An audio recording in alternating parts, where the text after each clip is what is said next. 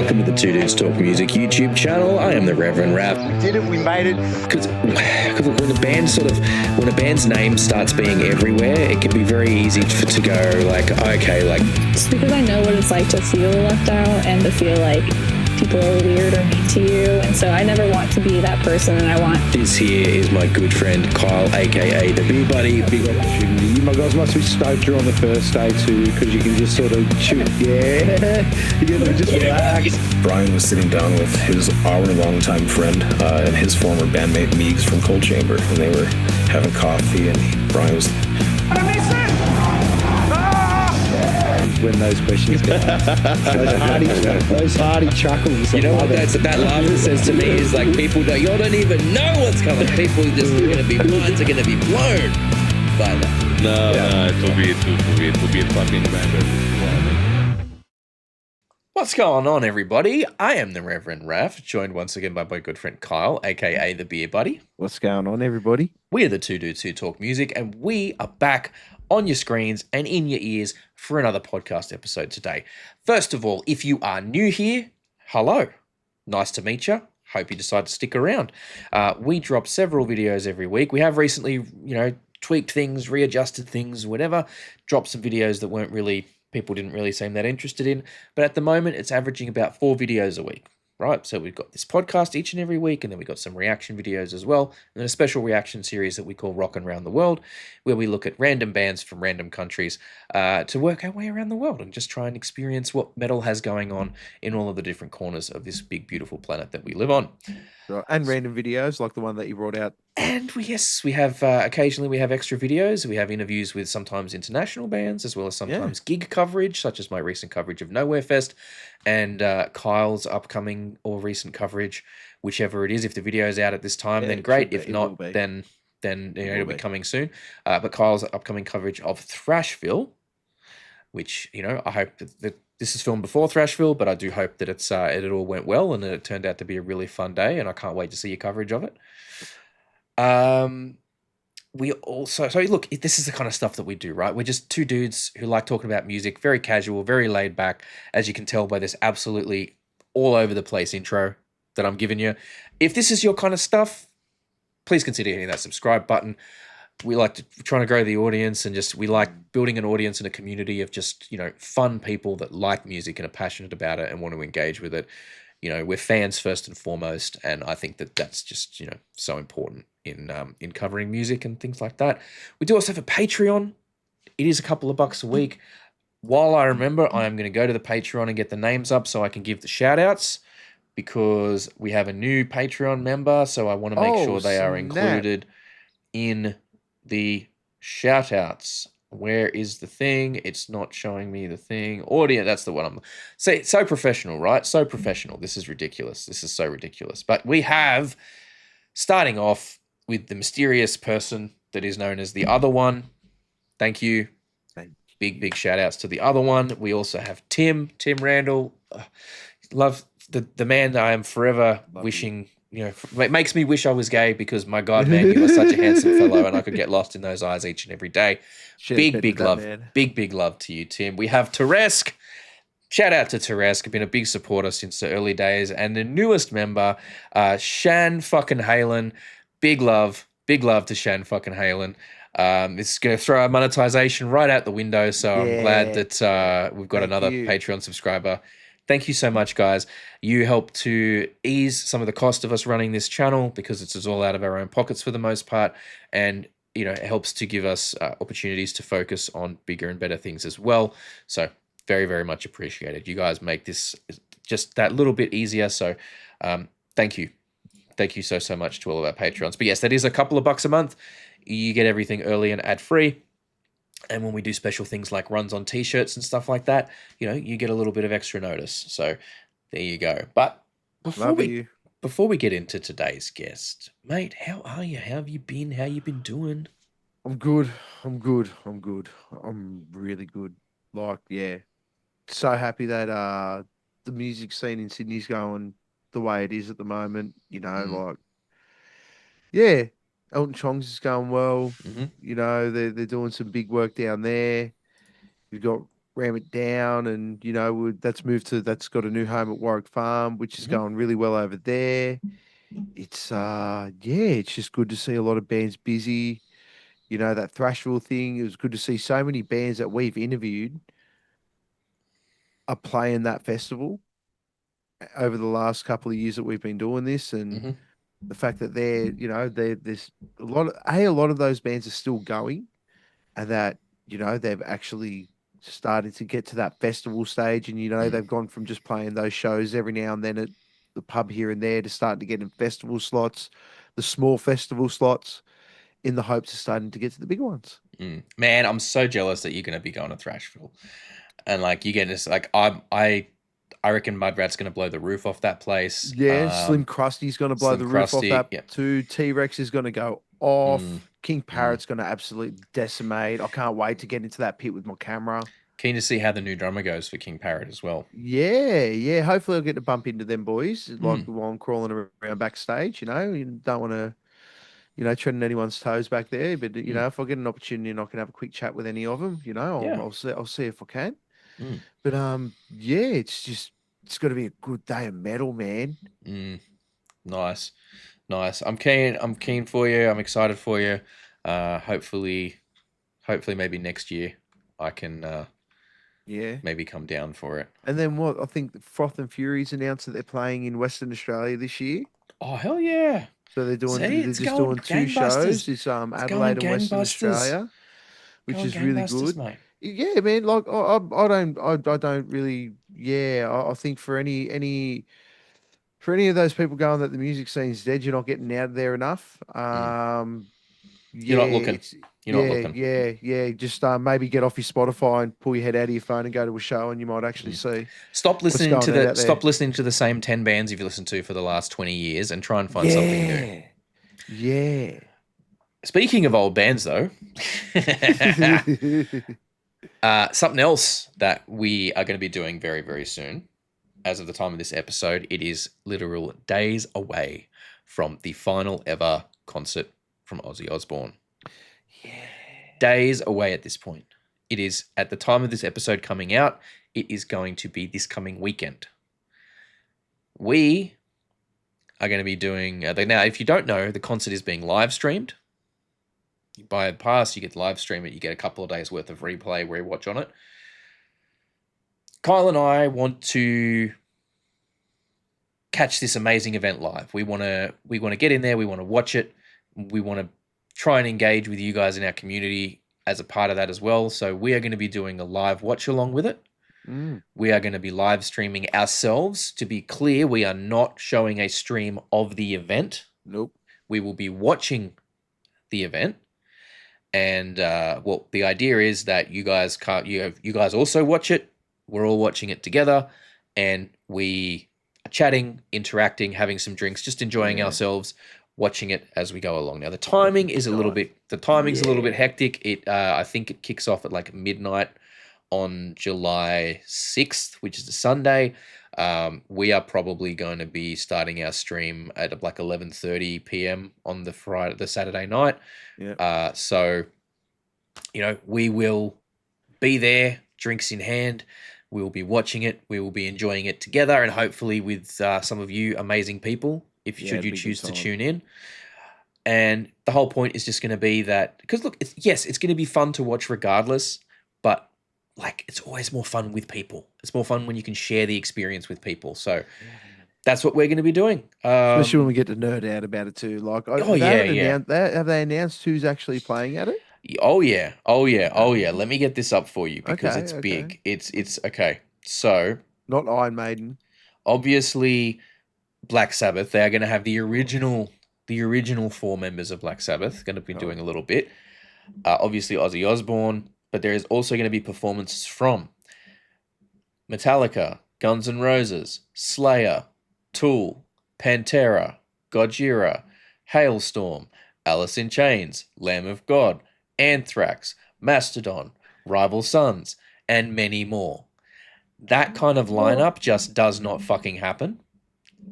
Now, my guess is that all of these bands are going to be playing, Ozzy Osbourne and Black Sabbath songs.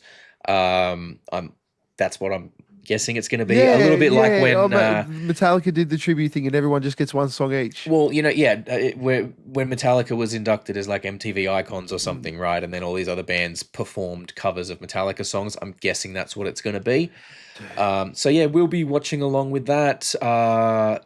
Having some drinks, just chatting about it, live thoughts, reactions as we're going along with it. So feel free to tune in and join us for that one. The live stream link will probably be up on the channel by this point. So go and hit remind me so that you get a nice little reminder when that pops up.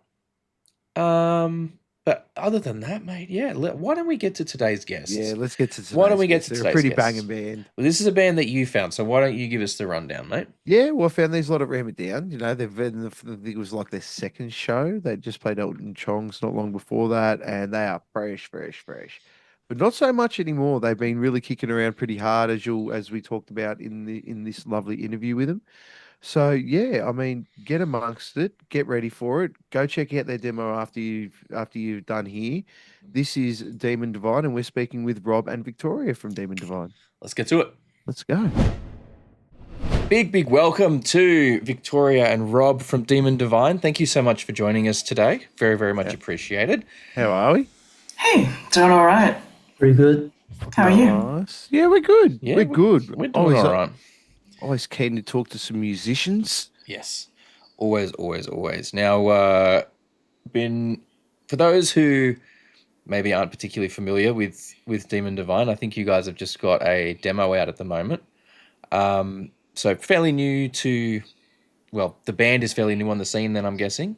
So for those who maybe don't know, what's the elevator pitch? What are they getting from you guys? I'll go first. So this is just a demo track, and it's sort of getting the root of old school death metal, the true essence of old school death metal into this track. So what people can definitely hear on this track is old school death metal, and this is just the foundation of what we sound like. So this later half of the year, we're planning to record the whole EP, which have all the songs, well, most of them that we're playing live currently, and they will just be more old school death metal and with a touch of what we're gonna sound like in the future. So people, I think they're gonna hear stuff like Suffocation. There's a band called Demigod from Finland. Also the Chasm, they're from Mexico. Also some bit of a Cryptopsy stuff. Okay. Also some black metal stuff like Emperor, Dark Throne kind of stuff. Also melodic death metal as well. So we're inspired by At the Gates. Well, we're doing two covers. Okay. Yeah. Also a bit of Carcass. Our drummer Troy, he's a big fan of Carcass. Yeah, I've got to compliment your drummer's sound on the demo. There's something real tasty about that kick sound, and I'm a big fan of heavy hitting kicks. So cheers, bro. Got a real special spot in my heart, that one. Yeah, hell yeah. He's done a good job. Yeah. Where'd you guys record the demo at? Or did you do it in house? So, Rob, talk about Troy's and Clint's. But where they recorded. So we recorded the drums on a electronic drum kit, which is a possession from Troy. Yeah. Because this is just a demo, and we don't want to take it too formally, and which is gonna take too much time. So we just record the drums on the E-kit, and it's actually really simple. So we just select some plugin. Hey, how is it any different from buying a Signature Series snare or a Signature Series piece of equipment to get that exact same sound as what they get?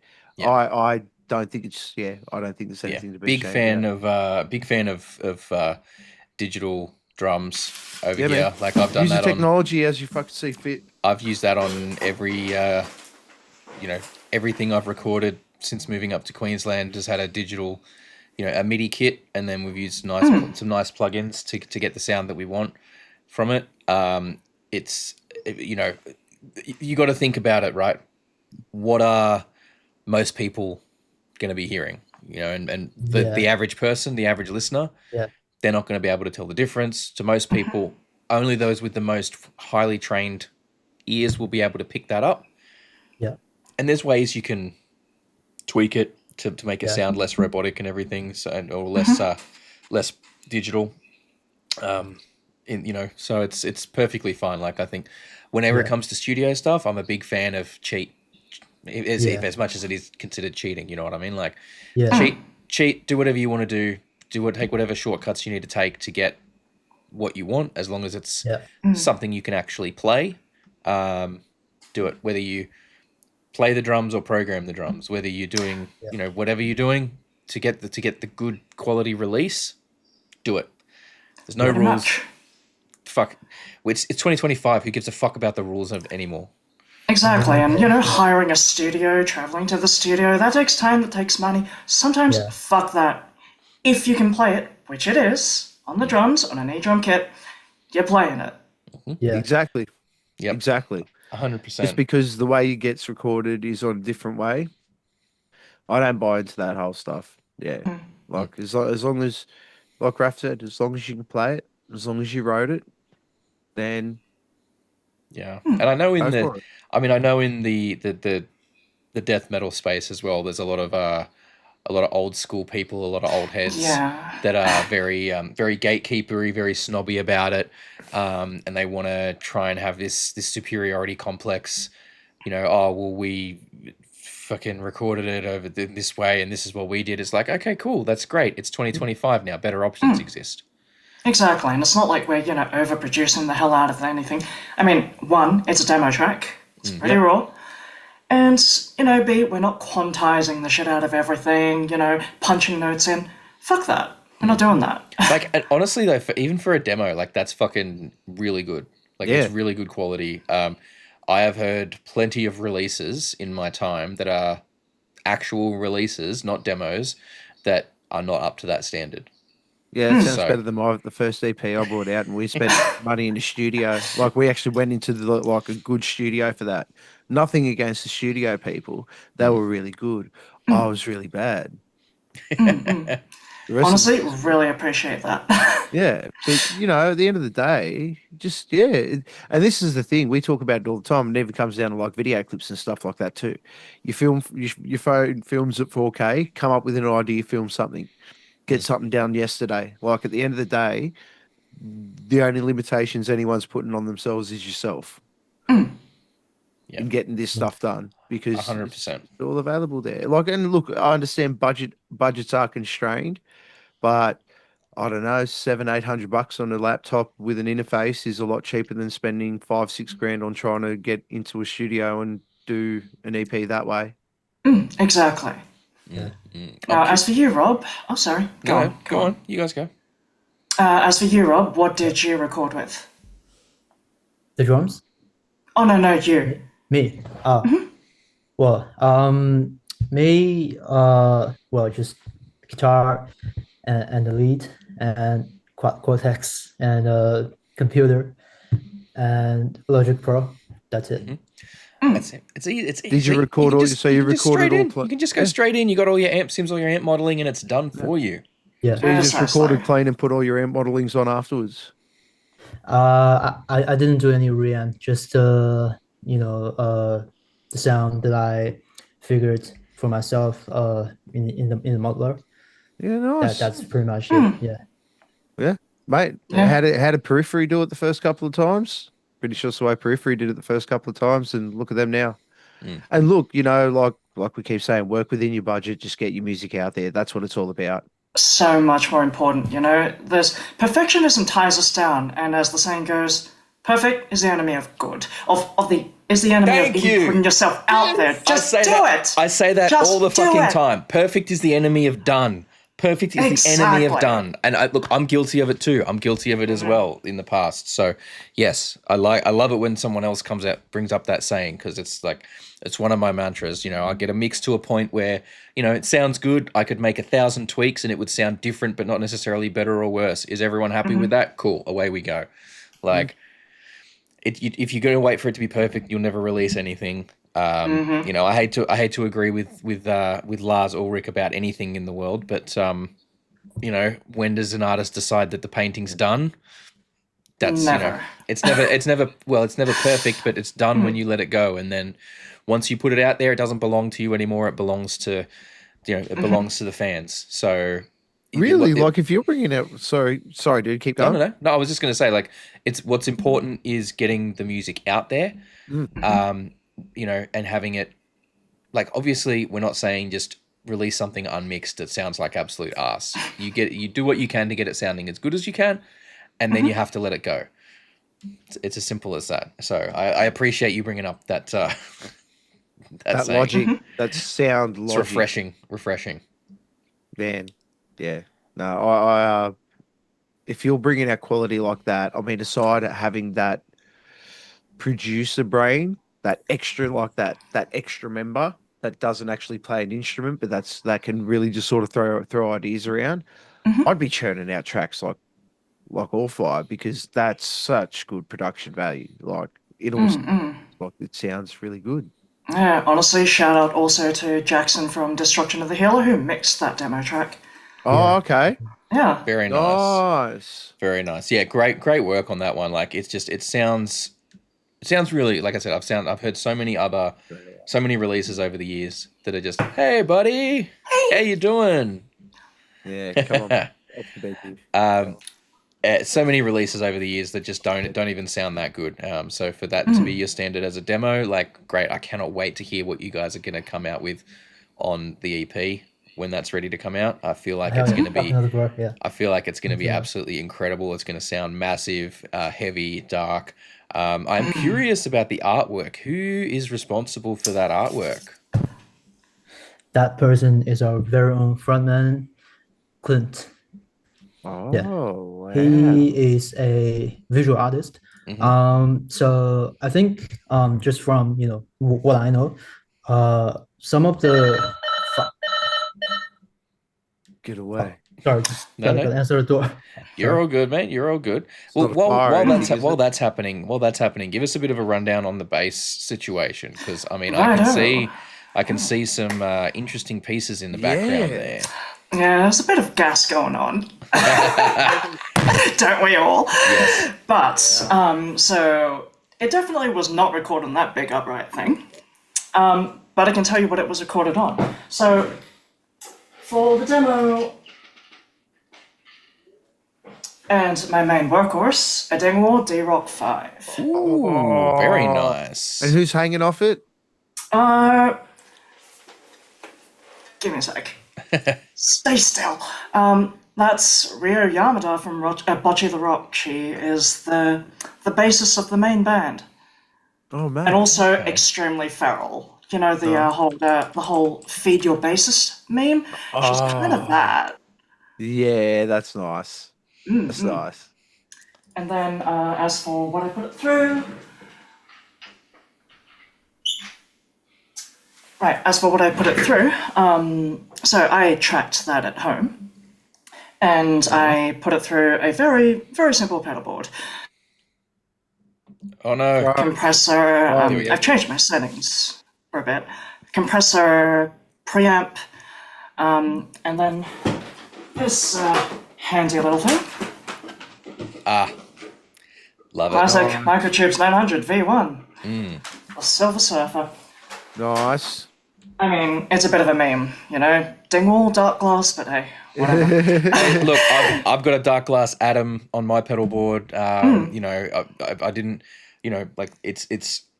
I know it's a meme, but genuinely, they can be extremely versatile if you know how to massage it right.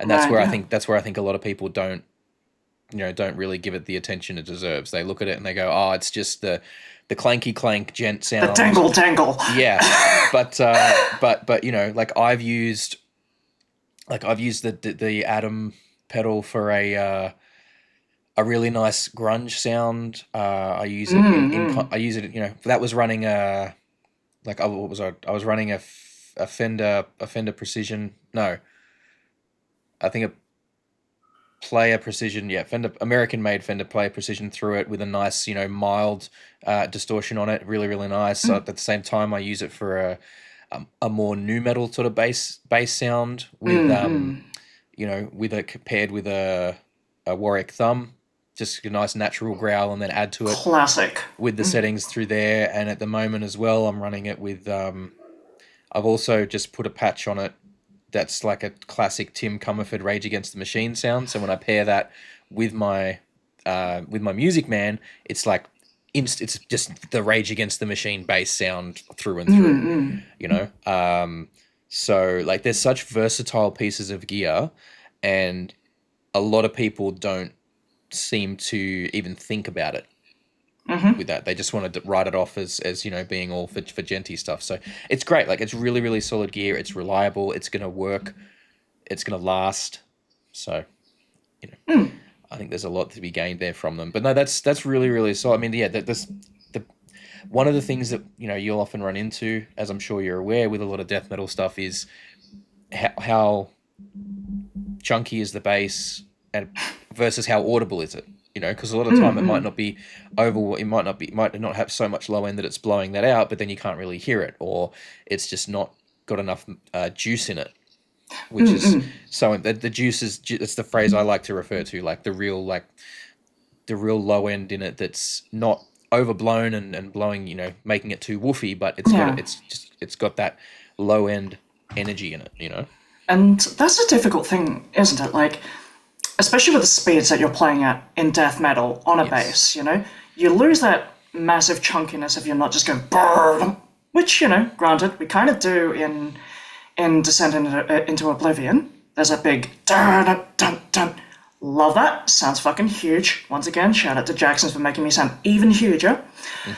But, once you get faster, you lose that, and it's just like, how do I... Well, not only when you're playing fast, but when you're also doubling guitar as well.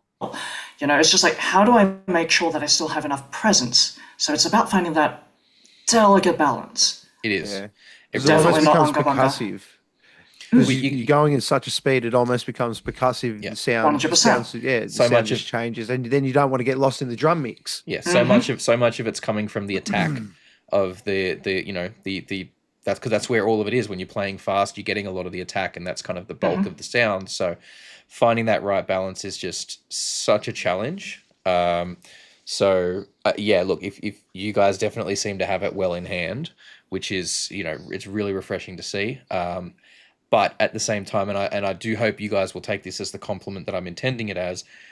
I'm loving the fact that like so much of the death metal space now is like getting invaded by nerds in the best way. And I say that with all love. Like I'm a big fucking nerd myself and a big geek. Like you can see all of the shit I got up here behind me, right? Like I think at our heart, a lot of modern metalheads are, nerds, geeks, whatever. Yeah, 100%. And I'm not smart enough to be a nerd. I'm a geek. I'm a nerd. I'm a select nerd. Most broadly a geek, a select nerd in a very couple of areas. But no, it's like I love that, and it's awesome because I think that generally makes the space, a more welcoming space in general, right? We don't have these like the old heads that are the gatekeepers and the ones we mentioned earlier with that stupid old school mentality. That like you don't have to continue to be like that, guys. You can be happy and enjoying your life while also playing super heavy, angry music at the same time. You can do both. You can have both. I'm just happy this hasn't been recorded on a fucking tape deck. I mean, I did see that on like Facebook Marketplace recently. It's the please same don't. thing that they were using for Abbey Road. Way too expensive for me, but interesting to see little relics. Like we've been doing this series called Rockin' Around the World, and we've got a lot of black metal bands on there, and their recordings are very niche. It's very true. It's very on a cassette tape. yes, Yeah, like sounds like it's yeah. recorded on the old Fisher Price, microphones and stuff. And Yeah. I get that that's part of the sound. It's part of the appeal of the genre. Like we do mention that in some of the videos where we have it. We're like, look, certain genres have a production sound that makes the genre, right? Like black metal is one of them. I would argue that sort of the like genty prog style is very much another one where for them, a lot of the bands chase a very similar production style. Yeah. Borderline overproduced in that sense. It's very clean in a sense. Things like the New York hardcore sound, like all those kind of things, right? Like they're very, it's the production almost impacts where the genre line lands for some of these things. But and a quality recording is look, and it's a trick that I think a lot of people have fallen for over the years is a good quality recording doesn't mean it's a good song, and a bad quality recording doesn't mean it's a bad song, and different people are able to push through that barrier at different levels, But you guys I think have definitely, if this is any, if Descent into Oblivion is any indication, I think you guys are very much on the right path with it, and you seem to have the best of both worlds. Like you can write killer tracks, and you've got some great production going on, even already. So. But yeah, so where were we at with you, Rob, before we had to... It's about the artwork, I think. The artwork, yes, that's what we were talking about. Yeah, sorry guys. That's okay. So from my experience, I think vocalist singers in metal, like there are probably two types. One is that they're a musician already, so like they can start a band, and they'll probably do vocals and then do guitars or bass, be the tone of the band. And I think the other type is that your vocalist or singer, like they're a visual artist. And in our case, so Clint, he's a visual artist. And so, yeah, he did the artwork for demo song, Descent, and that turned out to be just magnificent, like, spectacular. Yeah. It's a killer piece of art. It's a killer piece of art. I love it. Definitely is. Yeah. Like I'm a big fan of like I'm one of those people that's like, I don't know art, but I know what I like. Yeah, me too. Yeah. And I'm I literally at the moment I'm in the middle of replaying Doom Eternal. Yo, speaking of Jen. Yeah. And it's like it's giving, like, it's just hell yeah, immediately fits that vibe. It's like and it's almost got that, like what we were talking about before. It's got that like ages ago, Raf, that old school, that 80s death metal cartoon. I know what you mean. The old school death metal energy. Cool demon, I love it. Yeah. I love it. Very, like very that much. MTV 80s, like that early 90s MTV era. So is the plan to, like, is that sort of, was that like used because it's like a demo version of what the final artwork's intended to be, or is it just like it was a cool drawing for that specifically, and the final artwork for the actual release is going to be something different, or you guys aren't really sure yet? I think Clint, he probably rushed a little bit for that artwork, because I think February at that time, so we're just trying our best to not fuck up for our first show at Elton John. Also, yeah, we're gonna have to release this demo song sometime around that time. I think from Clinton, or like he rushed a little bit, but it turned out like crazy good. So that is the final specific artwork just for that demo song. Yeah, so cool. it shouldn't be. Does he have like an art page or anything like that where he puts his stuff out, or? Clint has his socials, Facebook, Instagram, but for his art page, I'm not really sure. I haven't seen one yet. Yeah, he I'll probably check probably this, something he keeps to himself, and he just doesn't tell anyone he's that good. Just an artist to the core. Yeah, Yeah. just I do this for myself. As soon as other people ask me to do it, I lose all the passion for it. I won't want to do it anymore. Yeah. No, look, it's really cool. Though. Like, there's a vibe and a style to it. That's you know, really, that I really like, and it's you know, I'd love to see more of his stuff. I'm sure he's probably going to be heavily involved with creating more of the artwork as everything goes forward. But yeah, so you only kind of recently played your first show earlier this year, is that right? Yeah, that was Much earlier. yeah. Actually, much, February. Yep. yeah. It was on a Valentine's Day. That's how I remember it. Oh yeah, it is. Yeah. B-Day. Very nice. And You're like- single? At Elton Come here. Chong's. You got a special other? Come here. Did you say it was at Elton Chong's? Did you say it was? Mhm. Yeah. Yeah, nice. It was. Nice. Yeah. Nice. okay. And is that like how many shows have you guys played many shows since then? Like what's the story on that? I've lost track. So Good. That's That's good. That's awesome. I think I tracked earlier.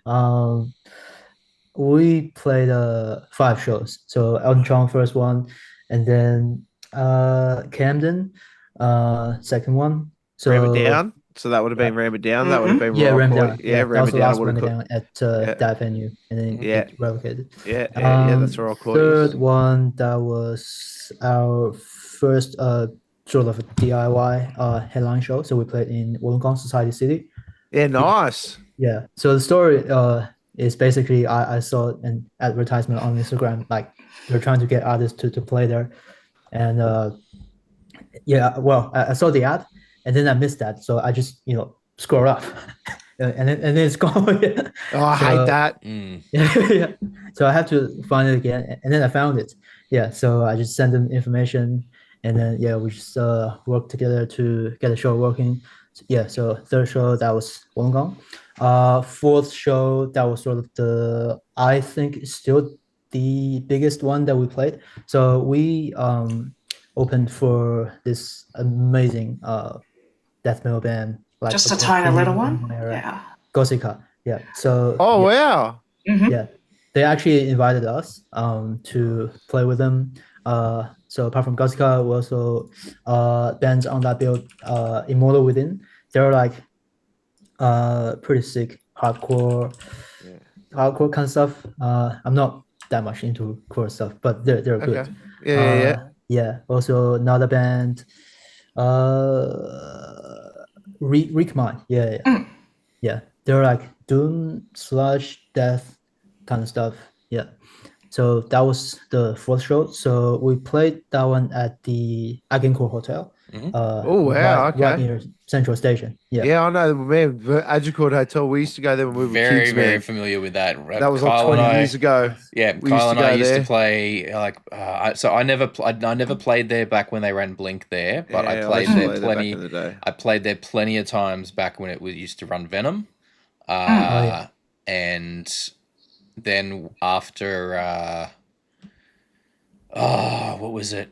Once Valve took over as well, I played a bunch of Valve shows, took the over for a basement down there while. as well. Like And then very Blink was there when it first moved. yeah, intimately familiar with that venue and those Kicked the- out, thrown up, yep, trudging up and down fallen those asleep stairs. out of. Yeah. Yeah, Stumbled out of. dealing with the bathroom toilet doors that won't shut. Because they Is it and still when- downstairs? and then Do when- they still and- play down? Then It when is. It's still in the alley, yeah. then when they fix the doors, they get broken again in a week, and everything. But yeah, wow, that's crazy that they're still running the stuff in the basement over there. I'm gonna have to go check that out. Yeah, I think that might See be a if these mission. old bones will. Yeah, still see if you handle can it. see if those knees will get you down those stairs, mate. Yeah, go be the oldest person in there and probably bump into one or two other friends. Yeah. Yeah. I mean, is Greg's? I don't even know if Greg's still running it over there. I don't know. I don't know, man. It's been so long since I was down there. Like, I don't think I've been back in any of my visits to Sydney since I moved away to that place. So I'll have to And we'll go to the crowbar and that now. Yeah, we'll be crowbar and everything now, pretty much. So Crowbar, Elton Chong. Yeah, which we were at recently. Yeah. You guys played the crowbar recently. Not Demon Divine, but a different Not this act. band. Oh, okay. You What guys are playing other bands? what are the other Yeah. bands? Tell us. Yeah, so Vicky and I we're also in the technical brutal death metal band with slam influences. Well, that's according to singer of that band, Mason.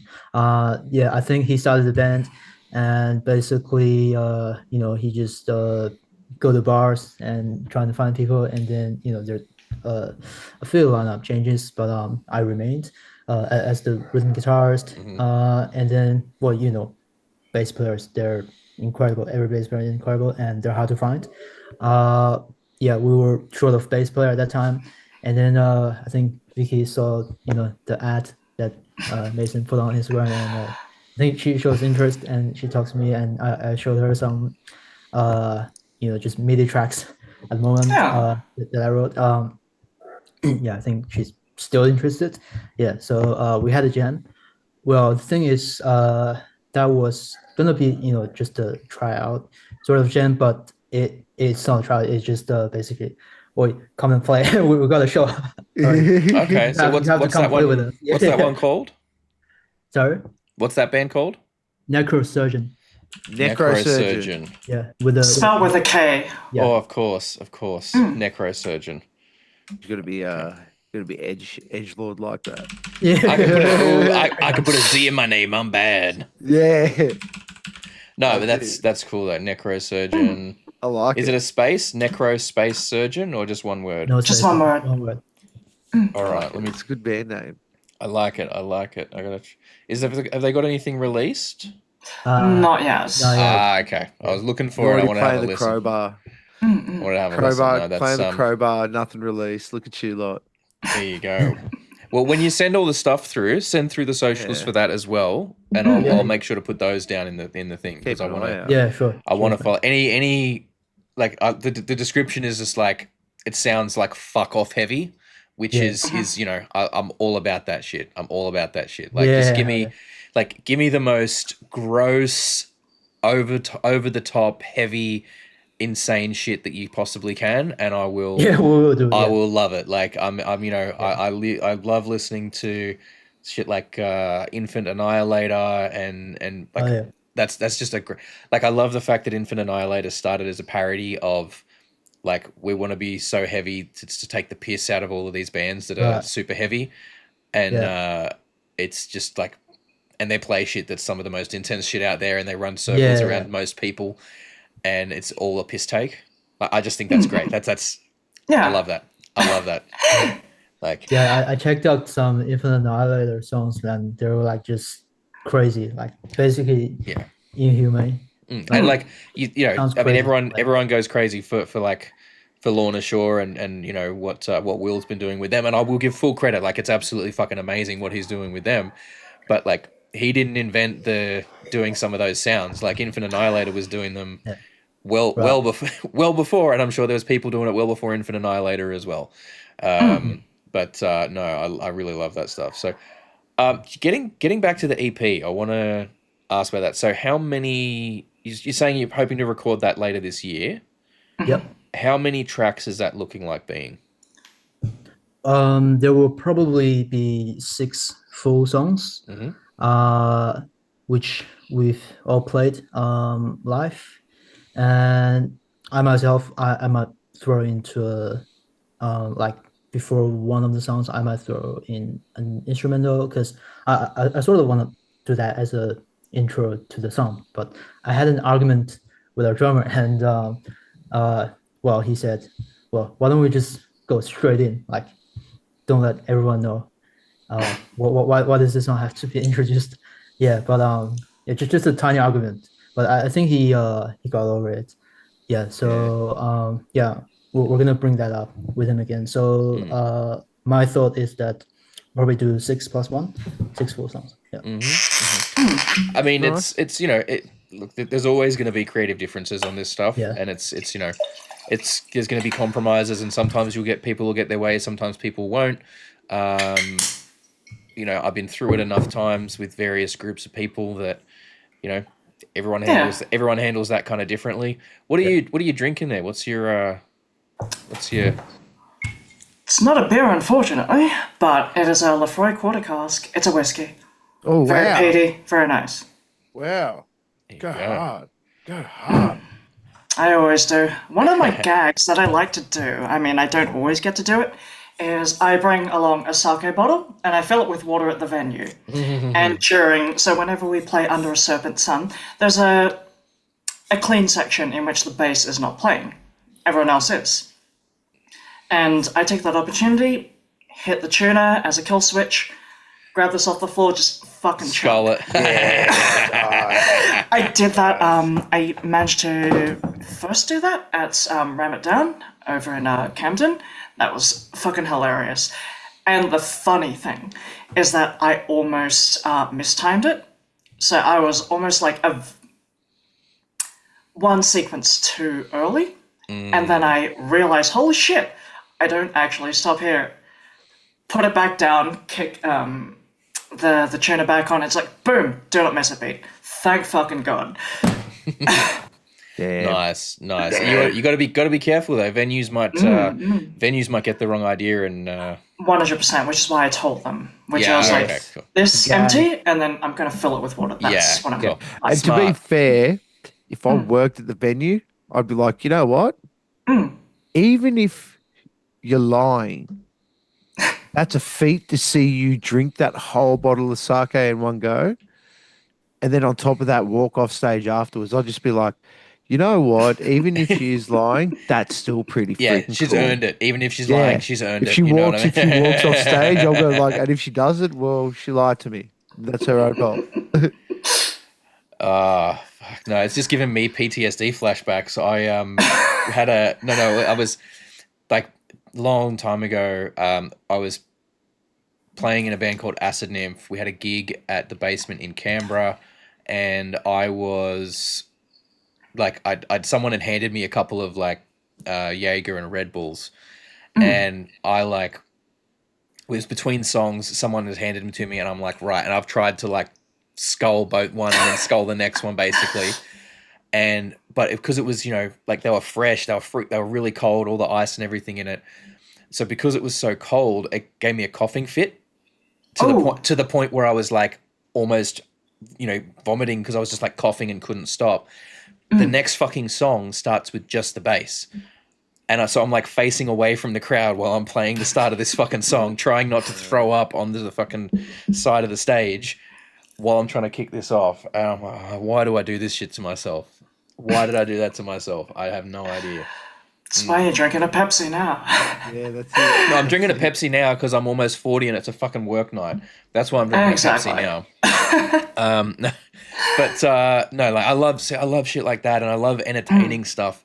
Literally, I was just at fucking Nowhere Fest in Queensland the other day, and like, some bands were great, some bands were doing very energetic shows, but I kept saying, if people want to go and check out my review of the thing, it's up on the channel now. Look at it. It's really good. It's really good. Like some of the bands, sometimes bands just don't perform. Like, give me a performance, move, engage with the crowd, fucking headbang to the shit, get engaged with the shit, right? Like, because otherwise you may as well just be listening to it online. Yeah, and look, there's something else, and I know this is for more technical stuff. It's a bit different. It's a bit more excusable. I can totally understand it. But the other thing is like hand watching. I think I see so many bands and they're playing stuff that it's just not that complex stuff, and they're watching their hands like they're practicing in their bedroom trying to do. I'm like, guys, you are on stage in front of people. Like, get your fucking head in the game. And I said it in the video. Learn to be able to play at least some of your shit without watching your hands, or don't fucking play shows. I'm sorry, and that might be harsh, and that people might, some people probably get upset that I say that, but like, I don't. People go to a show to watch a show. That's right. That's what I always say. So give them a fucking show. Awkward eye contact. Like that weird shit. Yeah, that stuff. Well, I want you to look. I want you to look out who on was it? stage and just be like, "Why are you looking at me like that?" It was Yeah, that's me looking at you weird. it was Lamb of God on one of their tour DVDs. The I can't remember which of the guitarists it was, but he was like basically there's a complex run of notes that they play in one of their songs, and I mean there's lots of Lamb of God songs that have complex runs of notes, but this was referring to a specific one, and basically one of them just decided he was going to play it and just stare at the other guitarist while he played it. And so he was got doing that, and he was doing it for a while, and then the other guitarist noticed, and so he would start staring back. And so now every time it got to that bit, they would just be like staring at each other, try not to blink, try not to break eye contact while they're playing through this section. And like it's things like that, training yourself to play without watching your hands, doing fun things. I've had these discussions with people in bands before, and like this is where my advice on the thing, just not specifically to you guys, but just to people who in general who may be watching, is like, if you're trying to start a band, if you're playing in a band, practice moving in the rehearsal space. Because it's I've been in bands with people, and it's like, and with people that just don't move around on stage and they watch their hands constantly, and I'm like, you need to practice moving around. Oh no, it's only rehearsal. Why do I need to move around in rehearsal? You need to move around in rehearsal. It's a rehearsal for the lives. Bingo. Yeah, You need to move. exactly. You need to move around in rehearsal so that you are used to moving around while you're playing it, so you can move around on fucking stage. It's not that hard of a concept to get your head around. There are some things that I'm just losing patience with people about. No, I agree. And Like, this is one of them. I'm like, I'm so fucking sick of going to shows. And at a show like Nowhere Fest, where there was like almost 20 fucking bands playing, and out of that, about at least a third of the bands had people that were planted their feet, didn't move, and were hand watching their whole fucking set. Like, do fucking better. I'm sorry. Like, I feel like I said, I know some people might be upset, but on the other hand, I'm like, I don't have time to be nice about this anymore. Like, no, I agree. At the end of the day, you're not the first person to play a show. You're not the first person to put on a show. When you go out and see a show, what you want to get entertained by. Why wouldn't you try and replicate that? Even if you copy someone else for the first couple of things, at least you're doing something. yeah. That's Like, one of my favorite things, Dragon Force. Whenever you see Dragon Force and they do that thing where they walk up to each other and they start one of them picks and they just start playing the other one's guitar. Yeah. They start playing the note, like start playing, like that is the most entertaining. Like, my whole thing is that you should play your songs so well that you are bored playing them at practice. So you should attempt to start doing backflips on the wall because you're so bored with playing these things. You're like, what can I do to entertain myself during this practice? Precisely. It's just like, one of the reasons why I even joined Demon Divine to begin with was because I was looking to join a band that I wouldn't fall asleep playing music to. Because if I'm falling asleep, there's no point. and I mean, you even have Deftones. You wouldn't think it, but man, that Chino goes hard. That guy does not stop moving while he's on stage. He's one of the most entertaining front people ever. And like and like I said, when it comes to bands that are playing more complex stuff, like real technical stuff, hand watching, okay, I can. That's totally fine. I get it, but I do it sometimes. Yeah, and that's fine. Like, I'm not saying that you can never look at your hands to see what you're doing, right? It's important to make sure you're in the right place, and I get it. But it's what it is for me. It's the constant hand watch. It's people that do it the whole set. That they're just watching that, and then they'll occasionally look up to the crowd and then look back to their hands for it's where it's like 80% of what they're doing, and I'm just like that's what again, I'll refer to Nowhere Fest, right?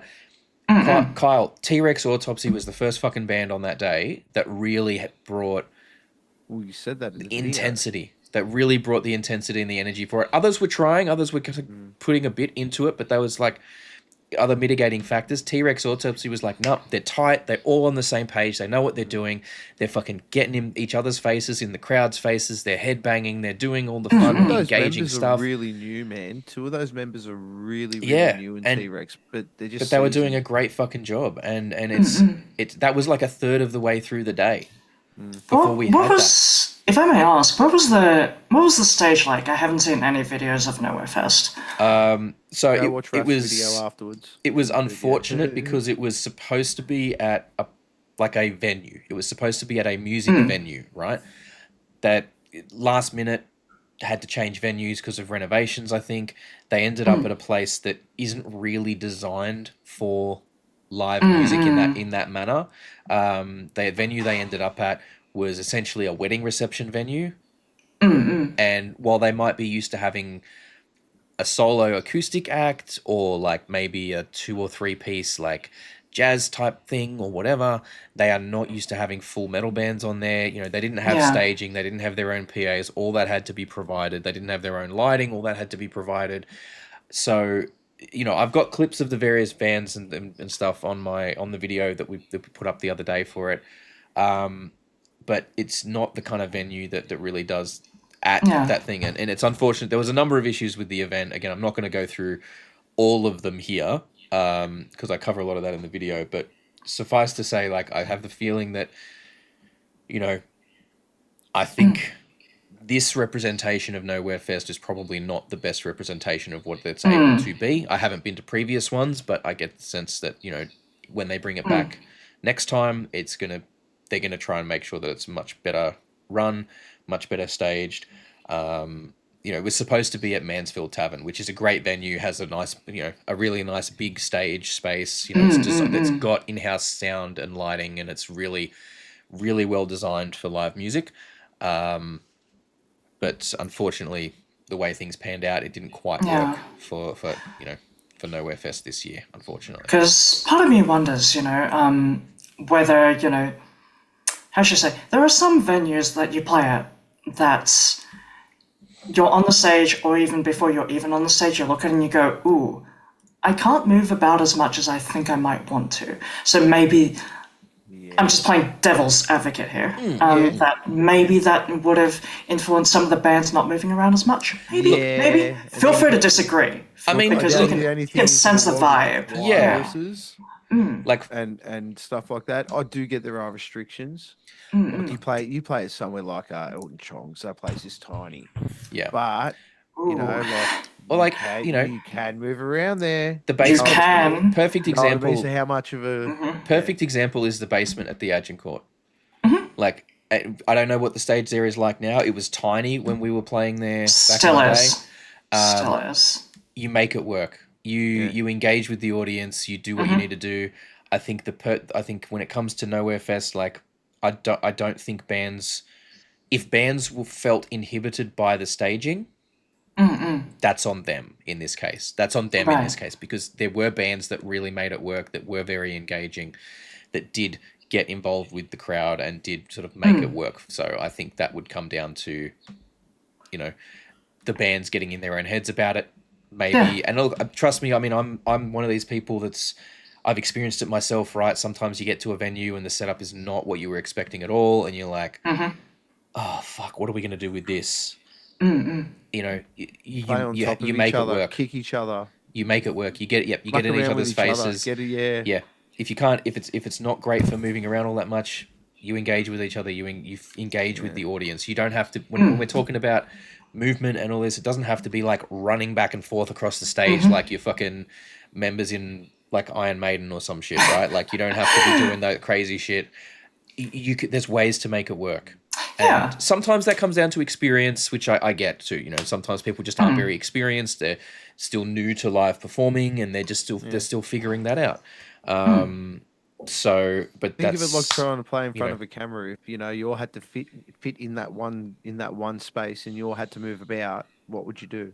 Yeah, and that's actually, funnily enough, sorry to interrupt, that's where Demon Divine rehearses. It's a tiny space, and it actually challenges us. I can't English. Challenges us. Yeah.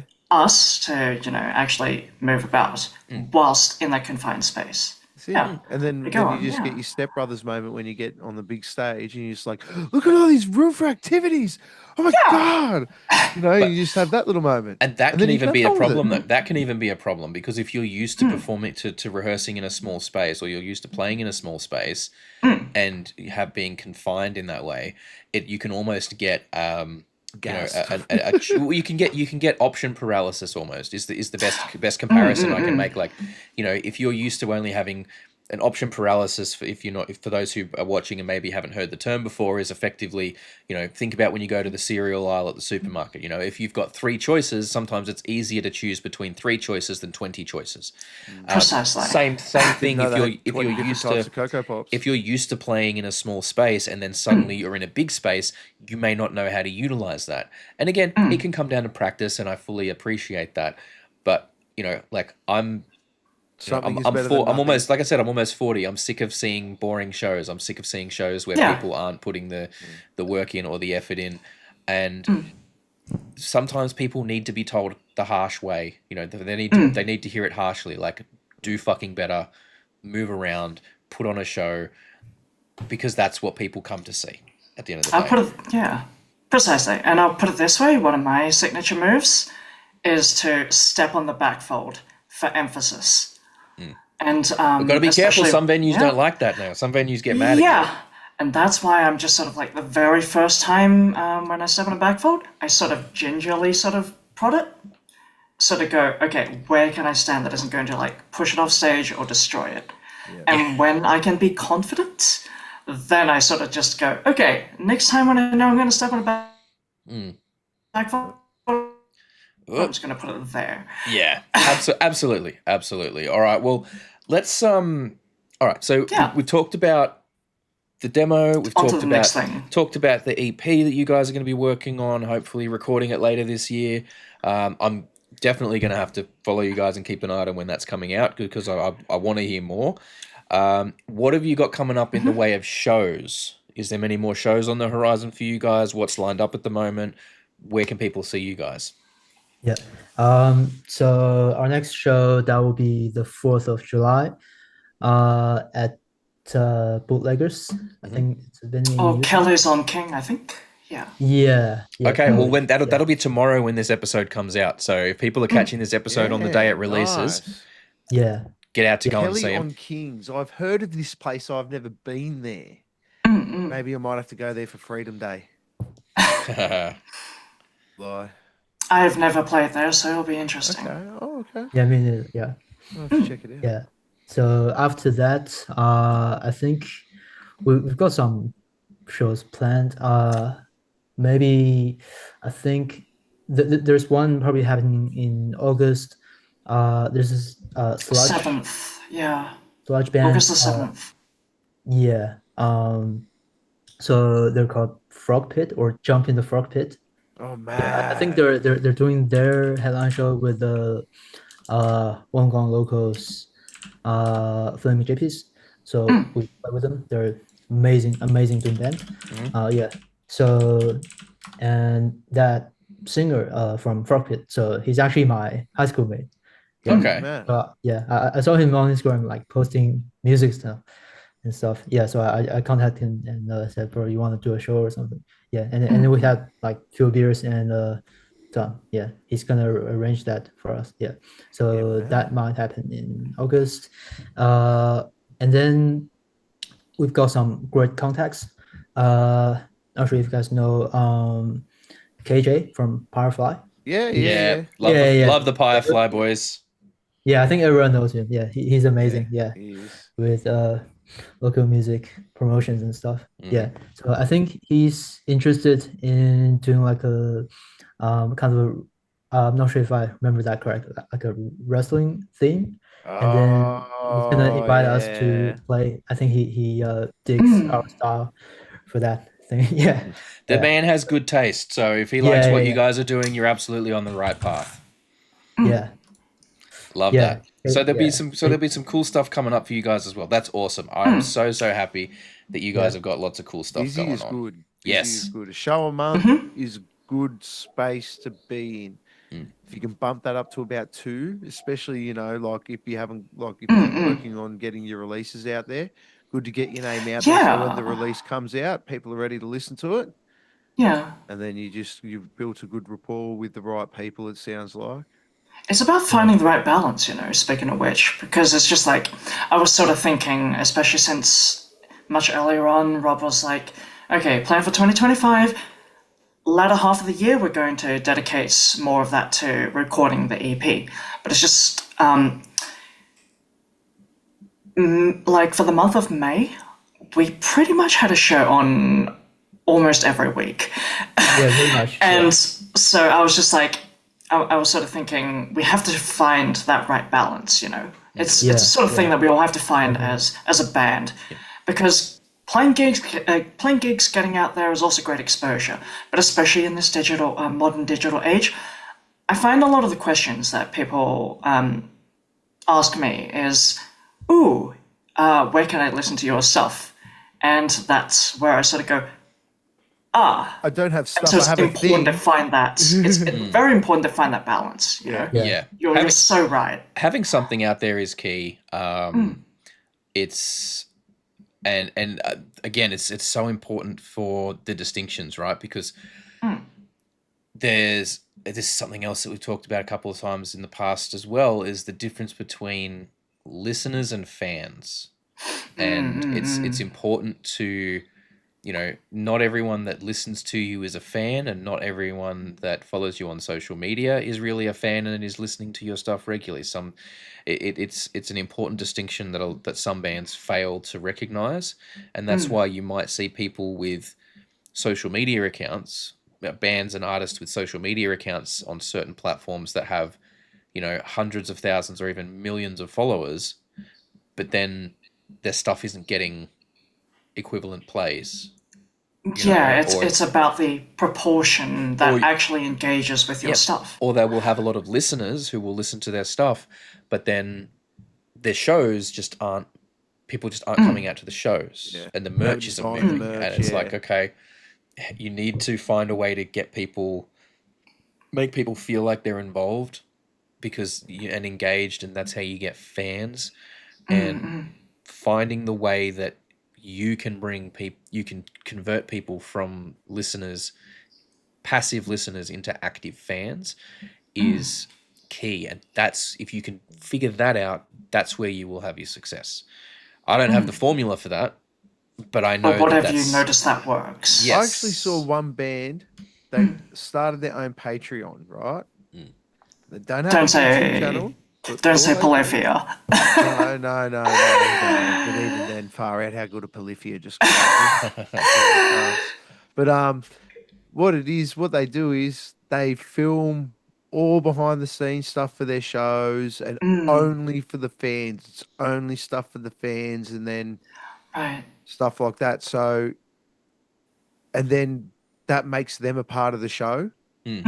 You know what I mean? So every time it's like, you know, thank you guys help us get out to all these shows, and then they film all mad stuff and have messages for their fans and all this type of stuff. And they reckon it does okay. And if you can, you know, if you do it cheap and you do it for like $5 or $10 and you get 100 people that can do that for a month, then there's $500 for the month or whatever the cut is that Patreon take from you. Yeah. But it's better than no 100 a month.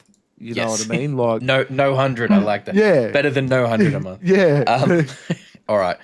Well, look, this has been so much fun, guys. Really been awesome chatting to you guys. Really, really keen to see what that EP looks like, how that comes out. Absolutely. When it's ready, when it's coming out, please make sure you send us through a link. We'll see if we can maybe do a reaction or something like that. We will have all of the socials down in the description, but what's the most active socials for you guys? What's generally the best place for people to follow what you're doing? That would be Instagram. Cool. Seems to be the place these days. Maybe we should actually get off our ass and make an Instagram profile. Might be good. Yeah. We're over. So what I was told one time is like if you're a millennial, you use millennial or boomer, you use Facebook. If anything below that, it's so Instagram. The ones underneath up, but is Instagram. But the ones below them is all TikTok. Yeah. I can't keep up. So, I can't keep I up. I'm can't. too old now. I'm just trying to exist. Old man yelling at cloud at this point. But yeah, I'm in my 30s. I get it. Yeah. fuck off. What? Yeah. I would have you're not. sworn you were like 23. This is fucking ridiculous. That's no. Officially, I'm 23. Okay. But yeah, so we will have all the socials anyway down there, so people can follow you on their platform of choice. People go and listen to this fucking demo, Descent into Oblivion. It's a cracker. Even you know, I wouldn't say it's a demo. I would say that you could just say that's a single and it'd be fucking on that level. So go and give it a fucking listen. Go and check out these guys if they're playing somewhere near you. Hey, buddy. We got a little friend joining us. Don't let him lick your mouth. What are you doing? But yes, that'll be all from us today. Thank you, everybody, for watching. Thank you so much to our friends in Demon Divine. You guys are absolutely amazing. As we said, go and check them out. Follow them all the things. I'm just repeating myself now. Thank you for watching this far. If you liked today's video, hit that like button. If you didn't, downvote the shit out of it. Remember, I am the Reverend Ralph, along with the beer buddy Kyle and our mates in Demon Divine. If you've watched this far, you're an absolute legend. Take care of yourself and your mates, and we'll catch you guys next time. Peace out. Thank you so much for hanging out with us today. We really hope you had a good time. If you did, please consider hitting that subscribe button and the notification bell down there. It helps the channel grow. We are still a fairly young channel and we like to try and grow our audience all over the world. We do also, for those of you who are interested, have a Patreon. It's just a couple of bucks a month. At the moment, you get all the videos early and ad-free, but we are working on ways to increase the value of that and make it a bit more enticing. So don't forget to keep an eye out and check back on what's going on over there. Other than that, thank you so much for your time. Enjoy the rest of your day.